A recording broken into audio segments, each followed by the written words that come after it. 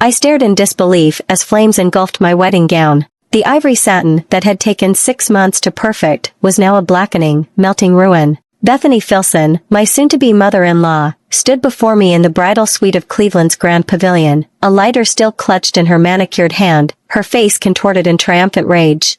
"Now you can't marry my son," she declared, her voice high with hysteria. "Kevin needs someone from our social circle, not some nobody from the wrong side of town." She tossed her designer purse over her shoulder, looking immensely pleased with herself. "My name is Sarah Miller, and at 25, I never expected to be watching my wedding dress burn 30 minutes before walking down the aisle." My 3 bridesmaids stood frozen in shock, their lavender dresses a stark contrast to the smoldering fabric at my feet. "Mrs. Filson," I said, my voice surprisingly steady as I reached for my phone, "you have no idea what you just did." She laughed, the sound brittle as glass. "What I did?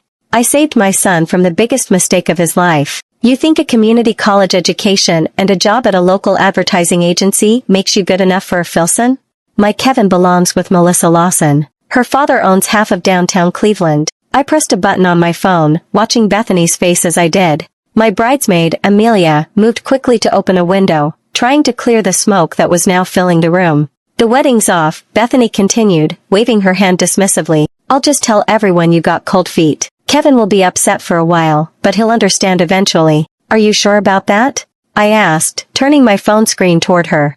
On it was a live view of the ceremony space, the elegant rows of white chairs, the floral arch at the altar, and the massive projection screen that was now displaying a perfect view of this very room, showing Bethany in all her destructive glory. Her face paled. What is that?" "The wedding live stream," I explained calmly, "for Kevin's grandparents in Florida and my sister, who's deployed overseas. It's been running for the past 20 minutes, capturing everyone arriving, the musicians setting up." I paused, meeting her eyes. "And you, destroying my wedding dress while announcing your true feelings about me. Turn it off." Bethany lunged for my phone, her perfect coif coming undone. "You planned this. You set me up." Amelia stepped between us.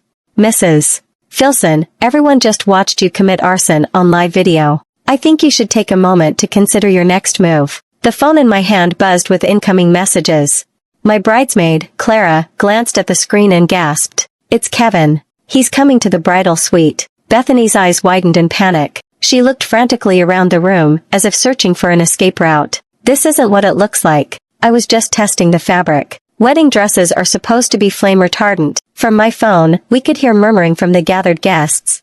The camera angle had shifted. Someone had taken control of the live stream and now showed the wedding party's reaction. Kevin's father sat stone-faced in the front row. Kevin's best man was already rushing toward the building. Most telling was Kevin himself, no longer waiting patiently at the altar, but sprinting up the center aisle, his face a mask of shock and fury. "Sarah, my bridesmaid," Brooke whispered, "what are we going to do about the ceremony? Should we tell everyone to go home?" I looked down at the smoldering remains of my dream dress, now just blackened scraps on the antique hardwood floor. The practical part of my mind, the part that had put myself through college while working 2 jobs, was already calculating next steps.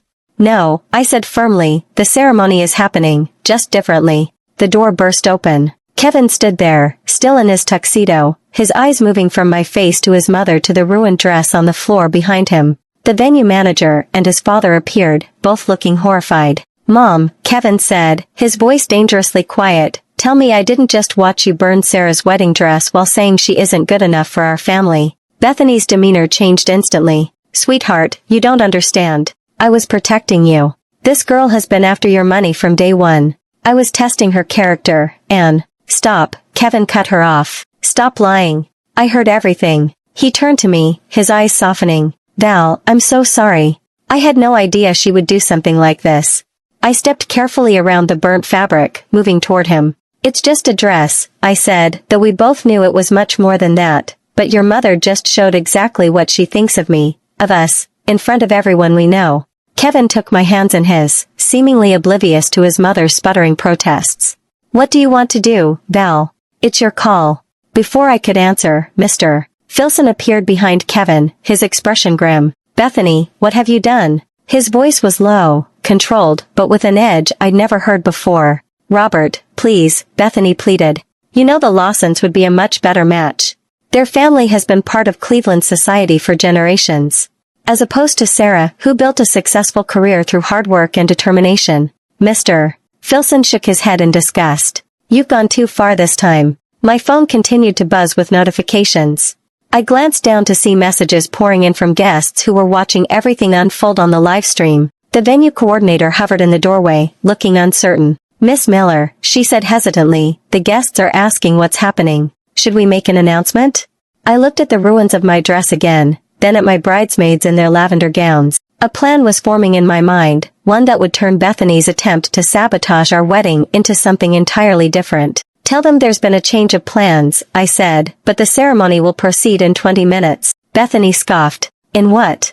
Your underwear? You can't possibly. In my backup dress, I interrupted calmly. The room fell silent. Kevin looked at me in confusion. You have a backup dress? I hadn't, of course, but 6 months of working with temperamental clients at the advertising agency had taught me to always have a contingency plan. Brooke, I turned to my bridesmaid, remember that photo shoot we did for Cleveland Bride last month? Call Eliza and ask if her sample dress is still available. Brooke's eyes widened in understanding. The ivory sheath with the lace overlay? It should fit you perfectly. Kevin's father stepped forward, pulling out his phone. I'll have my driver pick it up immediately. Where is it located? As they coordinated the dress retrieval, I turned back to Bethany, who stood watching in disbelief as her plan unraveled. You really thought a dress would stop this wedding, after everything Kevin and I have been through? But everyone's watching, she hissed, gesturing at my phone. They all saw what happened. Yes, I agreed, they did. And now they'll also see what happens next. I turned to address the camera directly, knowing the guests were still watching. To everyone waiting, thank you for your patience. The ceremony will be slightly delayed, but love always finds a way, even when someone tries to burn it down. A cheer erupted from the phone speakers, the guests in the ceremony space showing their support. Kevin squeezed my hand, pride evident in his eyes. Mom, Kevin said firmly, you need to leave. Dad will take you home. You are no longer welcome at our wedding. Bethany's face contorted with rage. You would choose her over your own mother, after everything I've done for you? After what you've done today? Kevin countered, absolutely. The next 20 minutes passed in a whirlwind of activity. While Bethany was escorted out by security after Mr. Filson apologetically insisted on it, Eliza from Cleveland Bride arrived with not one, but 3 sample dresses. The bridal suite transformed into an impromptu fashion headquarters, with my bridesmaids, the venue coordinator, and even some of the female guests who'd volunteered to help. This one, Amelia declared, holding up an elegant ivory sheath dress with delicate lace detailing. It's perfect for your figure, and we can have it ready in minutes. The venue's seamstress, who had originally been hired just for last-minute adjustments, worked miracle after miracle with safety pins and quick stitches. Meanwhile, Kevin had returned to the ceremony space to address the guests in person, through the live stream, which someone had thoughtfully positioned toward the altar. I could hear him speaking. Today didn't start the way any of us expected, he was saying, his voice steady despite everything. But Sarah and I have always believed that it's not the perfect circumstances that make a marriage work. It's how you handle the imperfect ones together. A round of applause followed his words. I smiled as Brooke adjusted the borrowed veil on my head. There, she said, stepping back to admire her work, you look absolutely stunning. The dress wasn't what I'd planned to wear when I became Mrs. Kevin Filson, but as I looked in the mirror, I realized it suited me perfectly, simpler, more elegant, and somehow stronger than my original choice, like me, adapting to circumstances rather than being defeated by them. Mr. Filson knocked gently on the door before entering. His eyes widened when he saw me. Sarah, you look beautiful. He paused, his expression pained. I want to apologize for Bethany. Her behavior was inexcusable. You don't need to apologize for her, Mr. Filson, I replied. You didn't burn my dress. He nodded gratefully. Kevin sent me to tell you that everyone's ready whenever you are, and he added, with a small smile, your boss from the agency is here. Apparently, he's documenting everything for what he calls the greatest viral wedding marketing campaign Cleveland has ever seen. I laughed. Trust Freddie to see a promotional opportunity in disaster. The advertising world had taught me that sometimes the most compelling stories come from overcoming unexpected challenges. The venue coordinator appeared at the door. We're ready when you are, Miss Miller. The musicians are prepared, and we've adjusted the lighting to complement your new dress. Wait, I said, an idea forming. The live stream is still running, right? When she confirmed it was, I made a quick decision. Can we project it in the ceremony space for a few more minutes?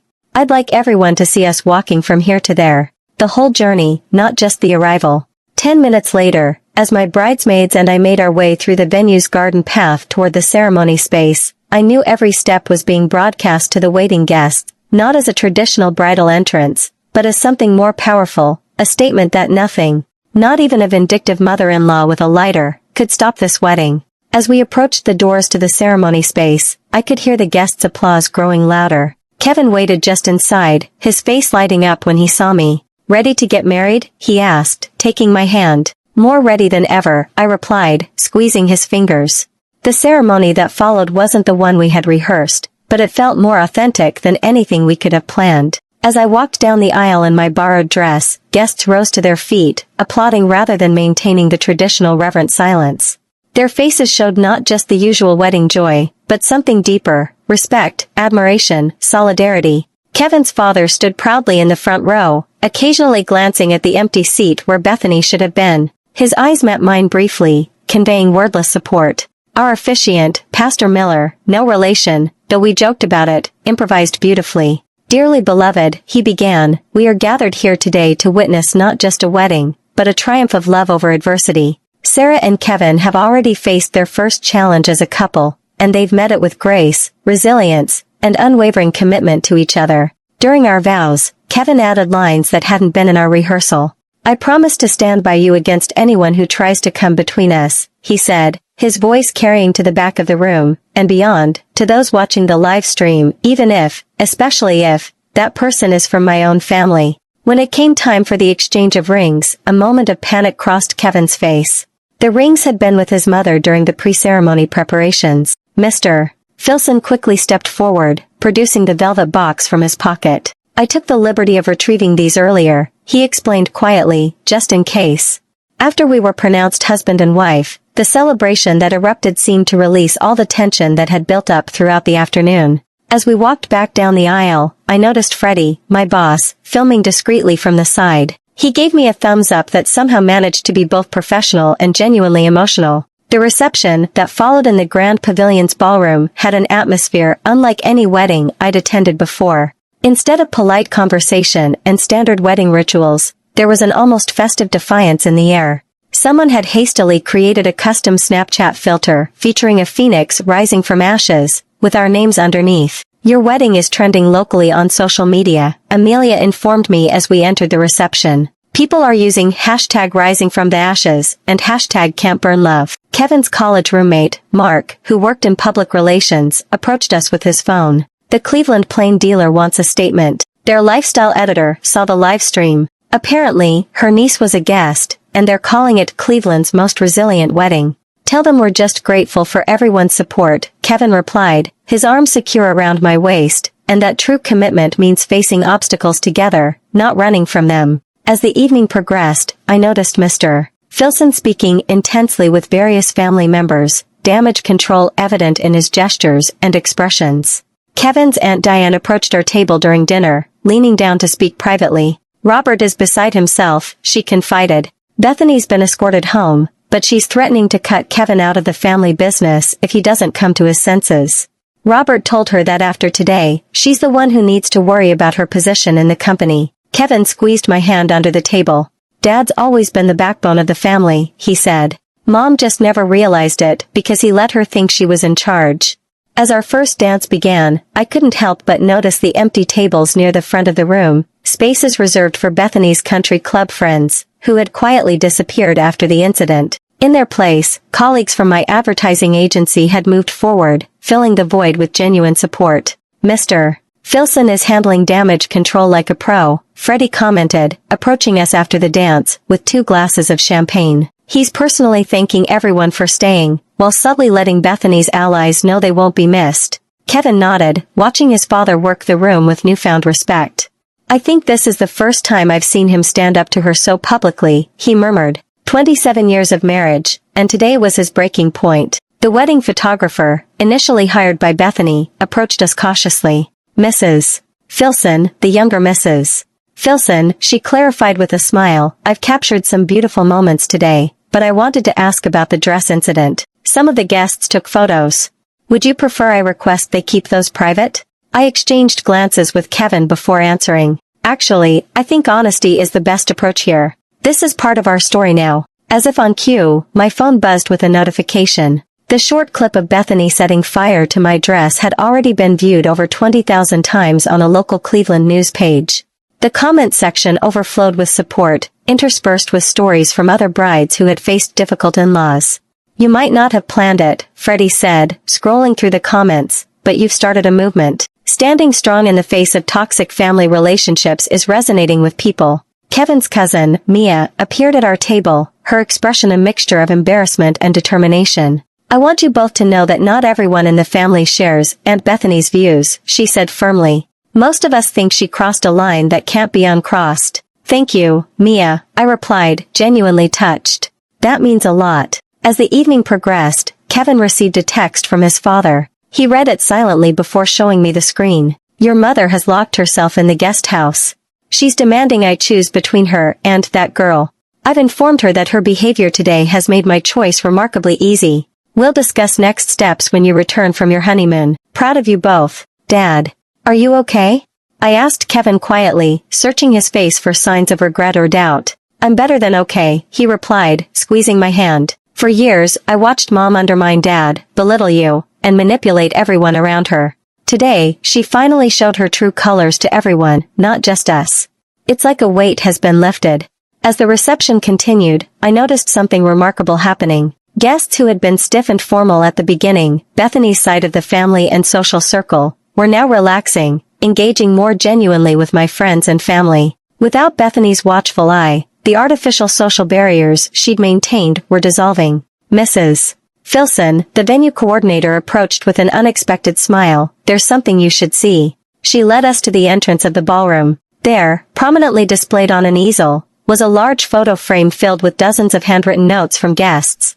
The heading above them read, Messages of Love and Resilience for Sarah and Kevin. Your bridesmaids organized this, she explained. They asked guests to write messages of support after what happened. 1 week into our honeymoon in the Maldives, the full impact of what had happened at our wedding was still unfolding. Kevin and I sat on our private deck, overlooking crystal blue waters, scrolling through messages on our phones during our daily check-in with reality. Dad says Mom's staying with her sister in Cincinnati, Kevin said, setting his phone down. Apparently, Aunt Linda is the only person who still believes her version of events, that she was testing the dress fabric, and everyone misunderstood. I smiled wryly, adjusting my sun hat. Hard to misunderstand someone shouting, "Now you can't marry my son," while holding a lighter. The Cleveland media had picked up our story in earnest. What began as a sensational local wedding disaster had evolved into a conversation about toxic family dynamics and standing up for healthy relationships.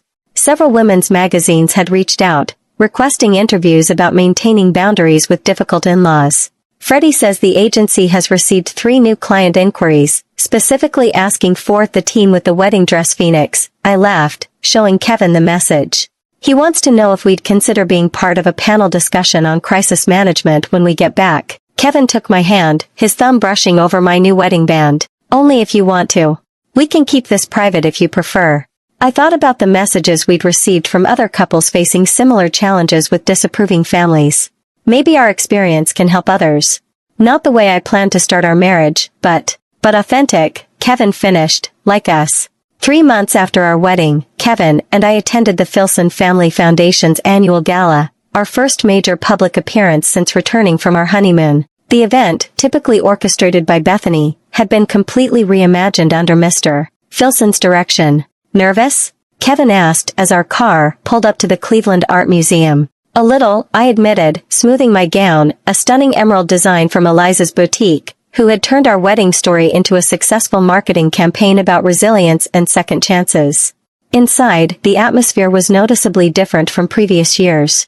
The stiff formality had been replaced with genuine warmth. Mr. Filson greeted us at the entrance, looking years younger, without Bethany's controlling presence. There they are, he beamed, embracing us both, the couple who inspired our foundation's new initiative. He guided us toward a display showcasing the Filson Family Foundation's newest program, Rising Phoenix Grants for Women Starting Over After Difficult Life Transitions. The foundation logo had been redesigned to incorporate a subtle phoenix motif, We've already approved funding for 15 women, Mr. Filson explained proudly, each one rebuilding after challenging circumstances. As we mingled with guests, I noticed Bethany's absence had affected the guest list. Gone were many of the society climbers and status-conscious acquaintances, replaced by people genuinely passionate about the foundation's work. Mrs. Filson, a young woman approached, introducing herself as one of the grant recipients. Your wedding story gave me the courage to leave my toxic marriage. Now, I'm starting my own business. Later that evening, as Kevin and I shared a quiet moment on the museum's terrace, he received a text message. Mom's coming back to Cleveland, he said, his expression thoughtful. Dad says she's agreed to counseling if she wants any chance of reconciliation. I squeezed his hand supportively. Whatever happens with your parents, we face it together, just like we did with the wedding. He smiled, pulling me close. Some flames are meant to destroy, others just reveal what's unbreakable.